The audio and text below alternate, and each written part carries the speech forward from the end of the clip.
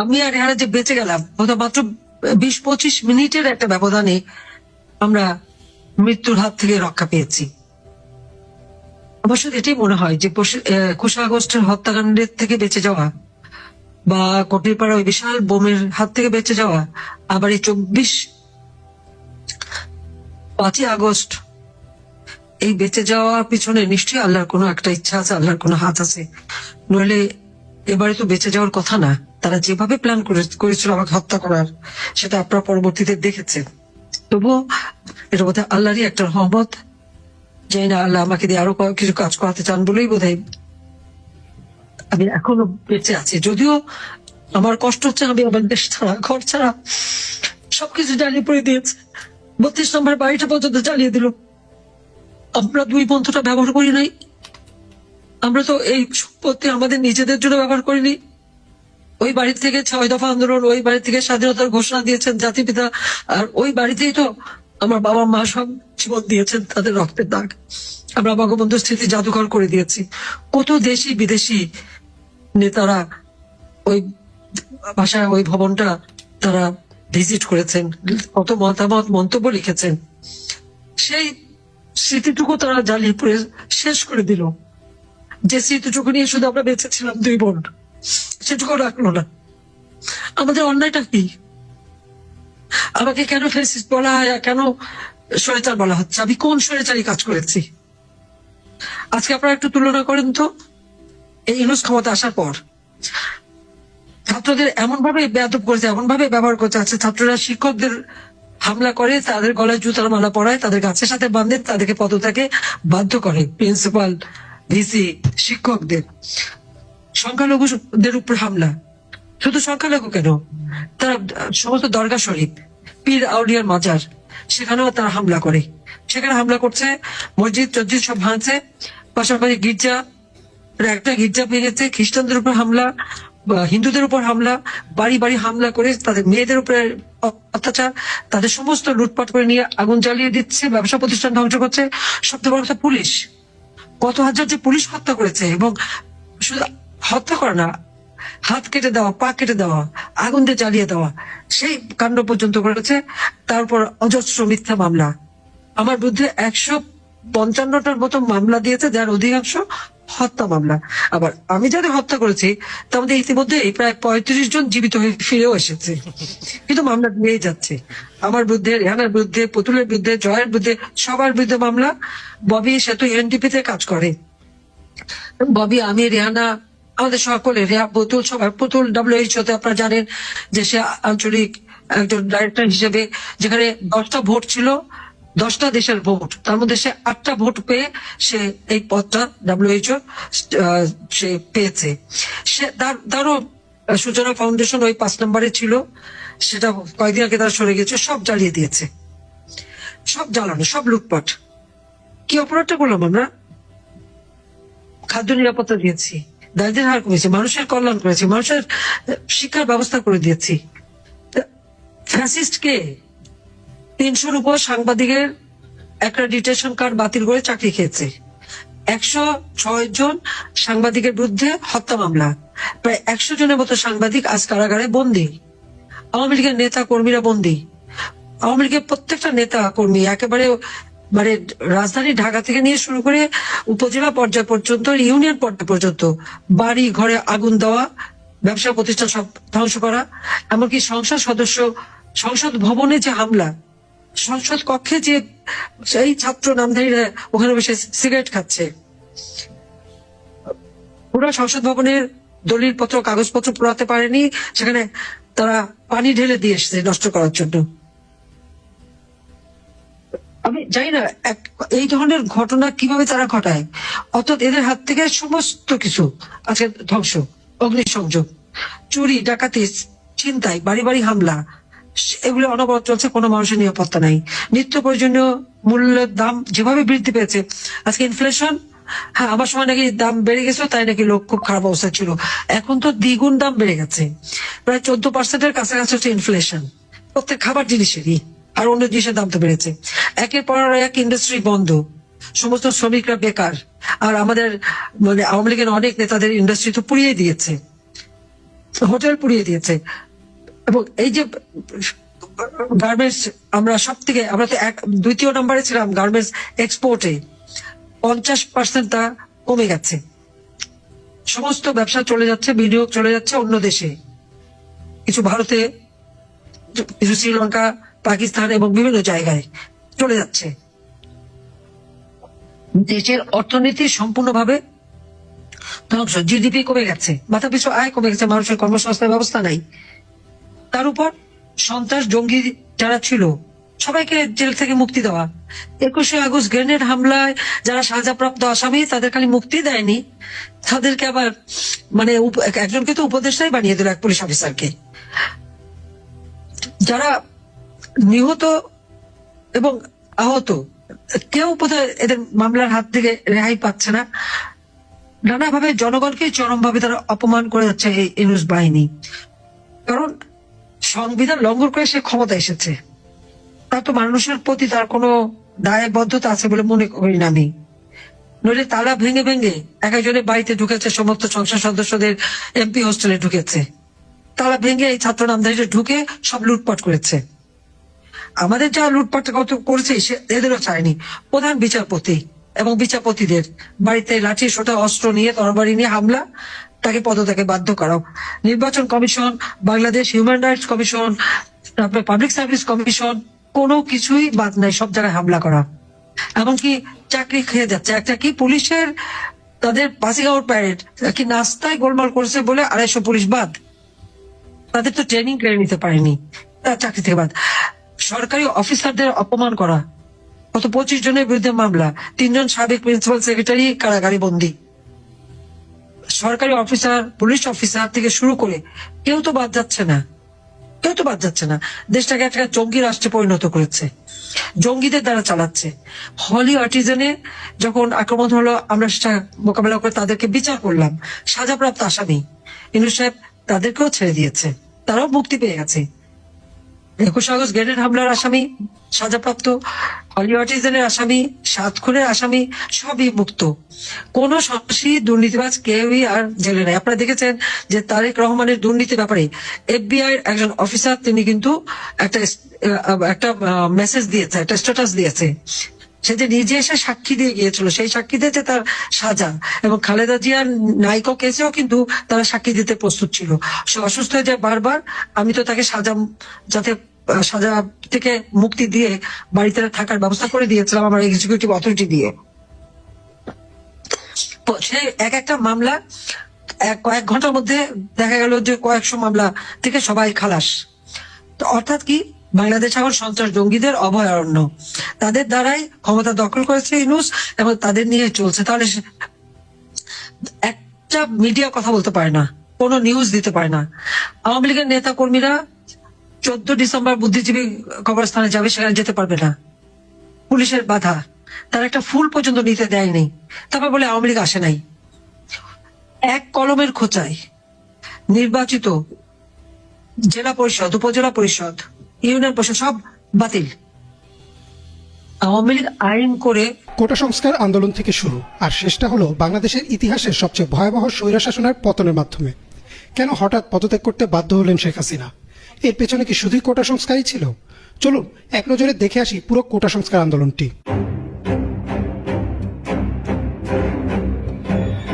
1972 সালে বাংলাদেশের সরকারি চাকরির ক্ষেত্রে প্রথম কোটার প্রবর্তন করা হয়।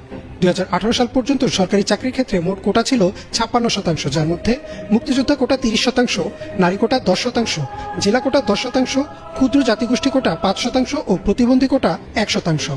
তবে সমস্যা যেটা হয় তা হচ্ছে বেশিরভাগ চাকরি প্রত্যাশীদেরই ছিল না কোনো কোটা, অর্থাৎ তাদের সবার প্রতিযোগিতা করা লাগতো মাত্র 44% সিটের জন্য।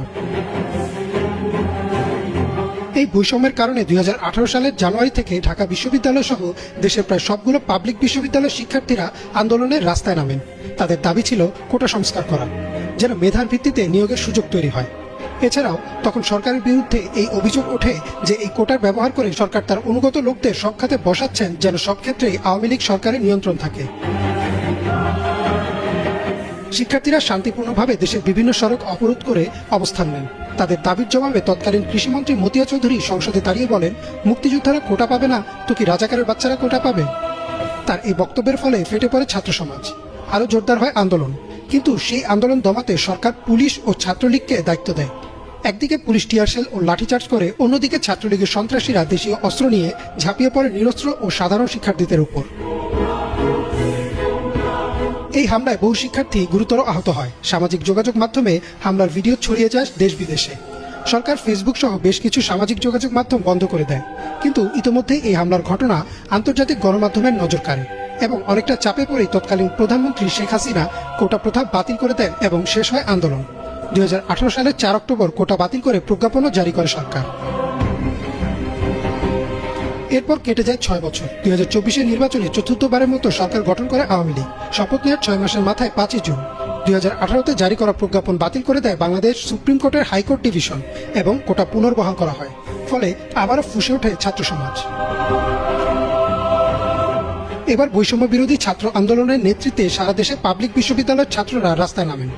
এবারও তাদের দাবি কোটা সংস্কারের।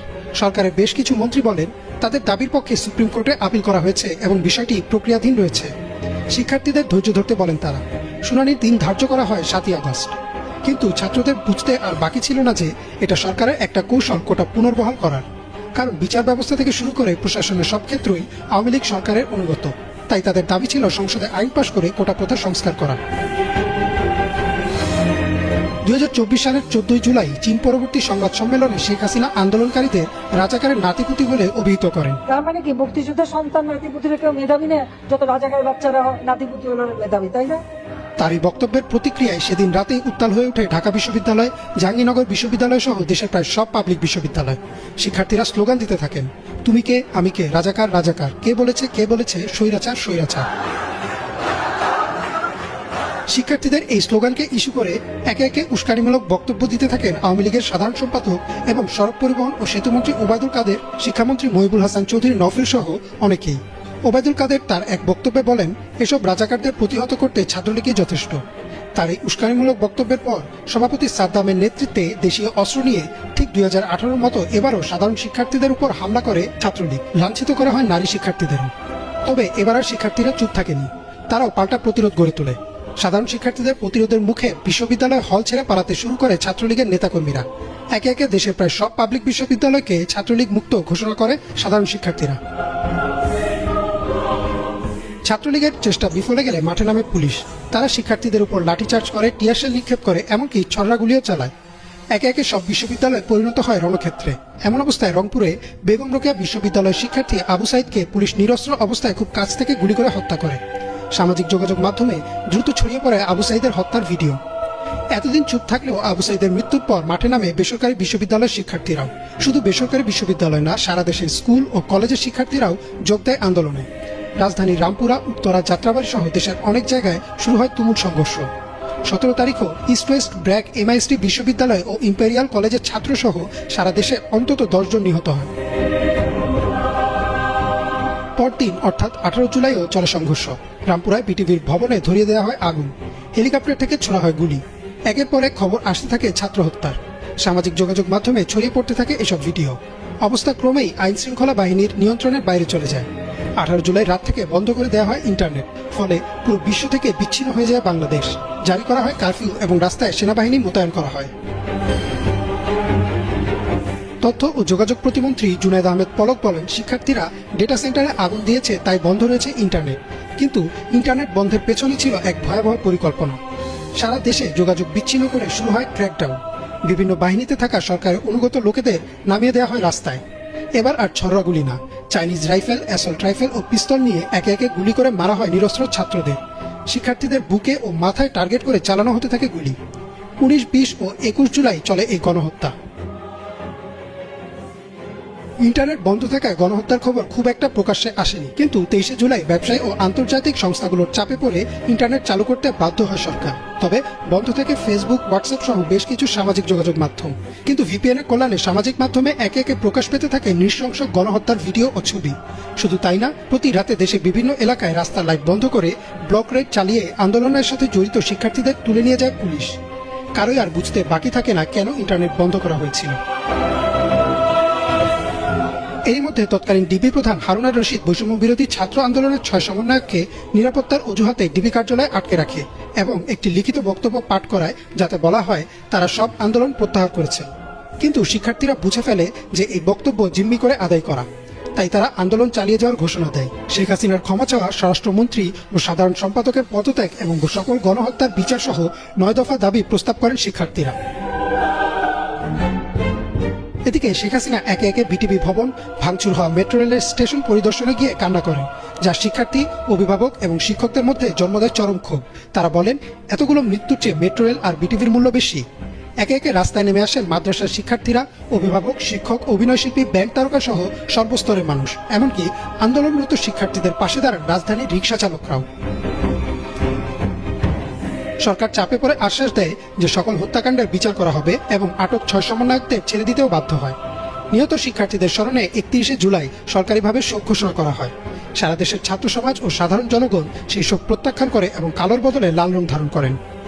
31শে জুলাই সম্পূর্ণ ফেসবুক ছেয়ে যায় লাল রঙের প্রোফাইল পিকচারে।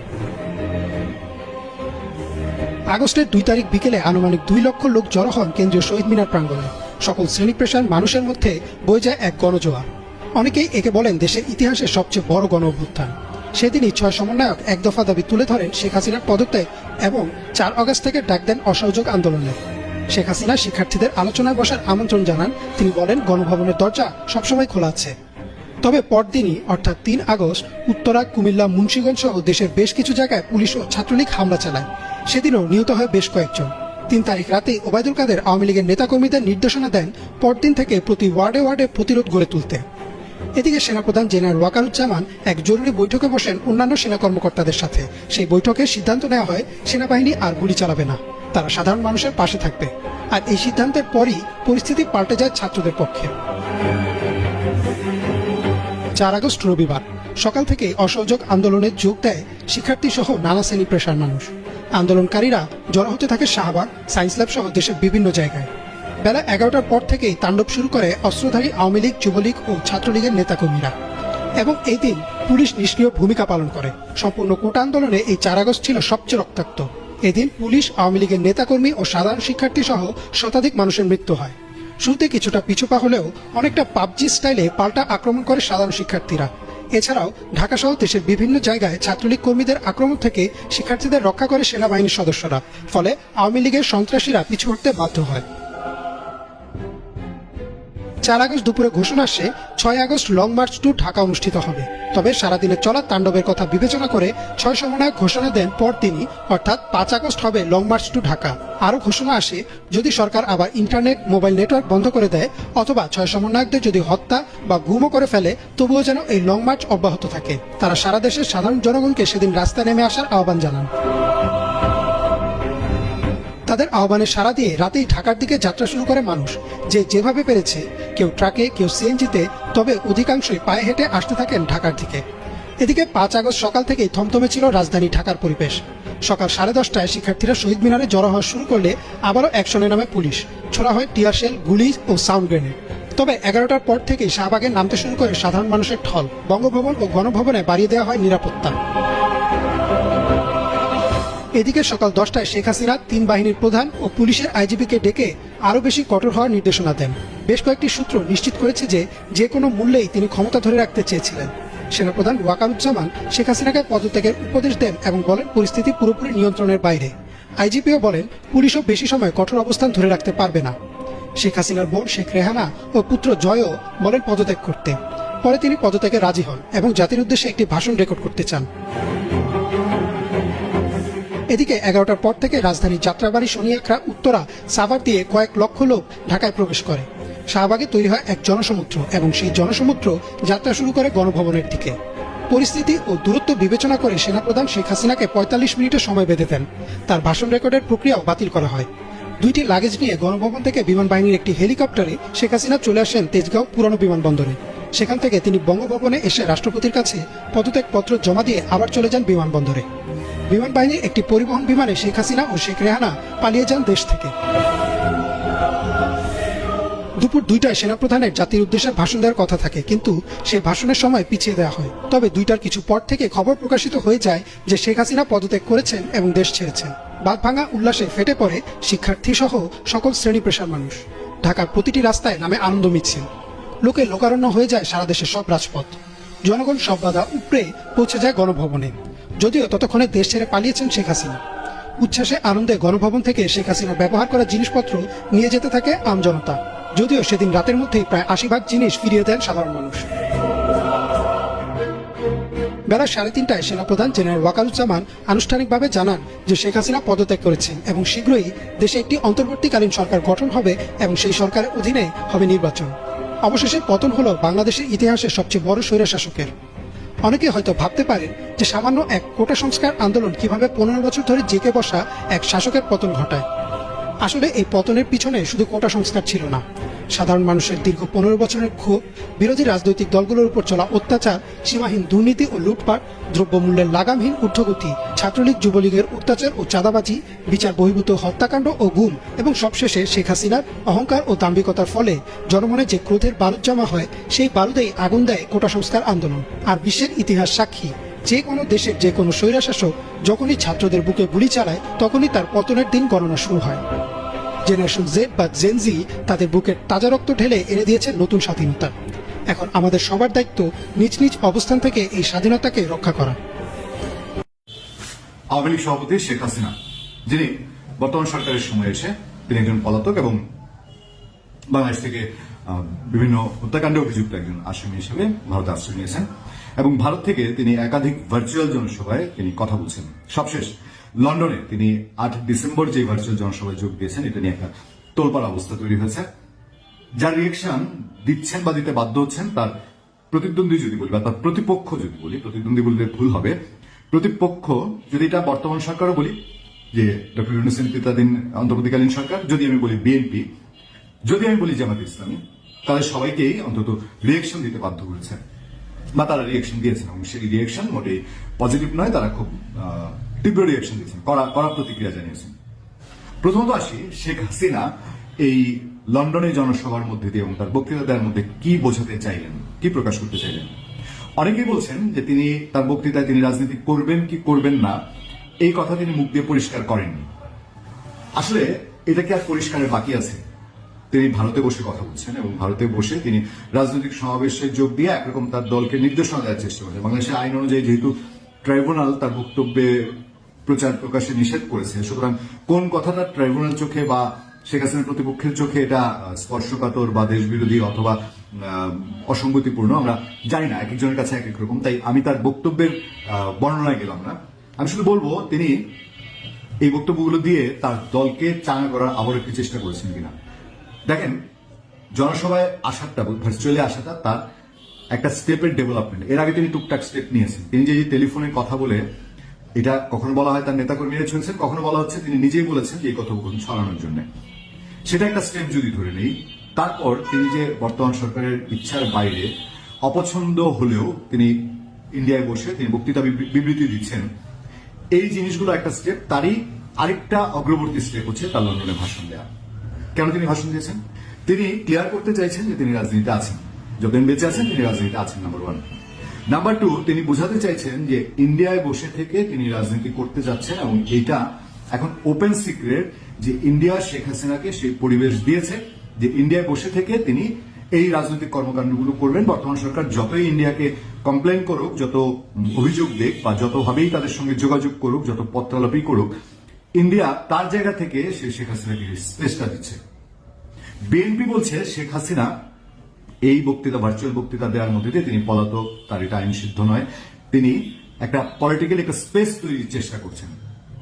আমি যদি বলি গত 4 মাস গেছে, এই 4 মাস স্পেস তৈরির স্পেসটাও শেখ হাসিনার ছিল না। তিনি এর ভেতরে যে টুকটাক করে কাজগুলো করেছেন, এগুলো তিনি স্পেস যেন তৈরি করতে পারেন সেই চেষ্টায় সফল হতে যাচ্ছেন কিনা, এইটা শেখ হাসিনা তার এই লন্ডনের ভার্চুয়াল বক্তৃতা দিয়ে বোঝানোর চেষ্টা করছেন যে হ্যাঁ, তার দল টিকিয়ে রাখার চেষ্টা আছে, তার দল আছে, কর্মী আছে, দেশে যারা আছে তারা বেরোতে পারছে।